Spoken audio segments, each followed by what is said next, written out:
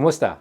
Ang pangalan ko José Felipe Loyola Mallabo, taga Maynila, Philippines. Ako ang Vice President sa Marketing sa Morehouse College. Pero sira yung Tagalog ko, so I'll speak in English for the most part. Hi, my name is José Mallabo. I'm Vice President of Marketing and Admissions at Morehouse College in Atlanta. I was fortunate to immigrate on a plane. So I remember very little of that time, but we went from Manila to Flatbush, Brooklyn in 1972. It was just my older sister and myself and my two parents, and we occupied a little tiny apartment in Brooklyn for several years. We came over here.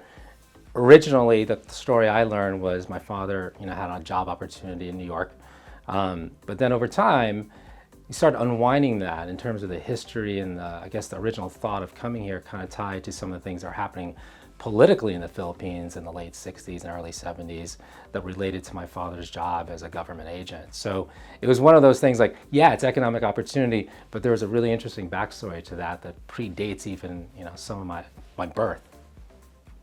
Yeah, so when I got here, I was just barely 3.5 years old. So I think for most immigrants that come to the States, you spend most of your time really trying to get established, and you're looking forward and trying to, I guess, help your children, sort of assimilate into the culture.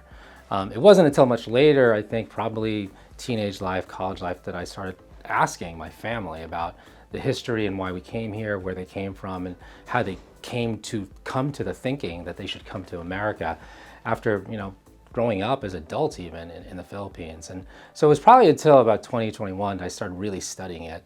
But most of that really came from outside of my studies in high school and college. It was just personal, asking questions and research. And most recently, obviously, there's just more books that really articulate the history of the Philippines, specifically in relation to the United States.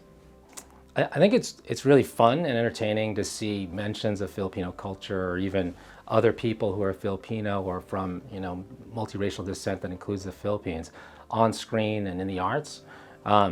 It's always cool to see that, and we all look up and go, "Hey, he's Filipino. She's partially Filipino." Feel a sense of pride about that.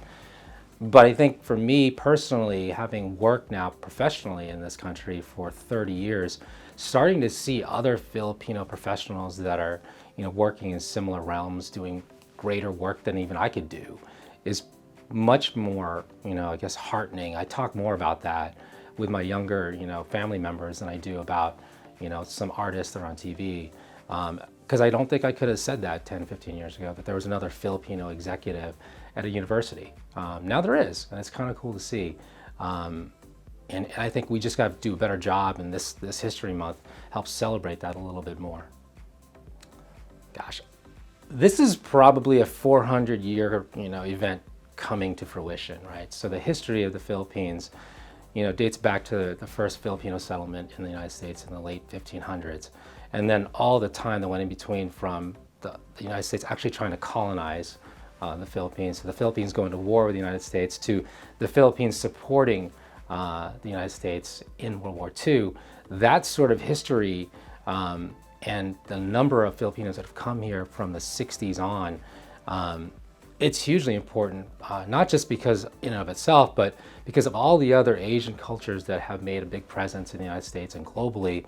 I think we sort of tended to get lost in that discussion. So that recognition that there is another culture, a distinct culture within the larger Asian community here in the United States is hugely important. And I think I would love for my mom to have seen that.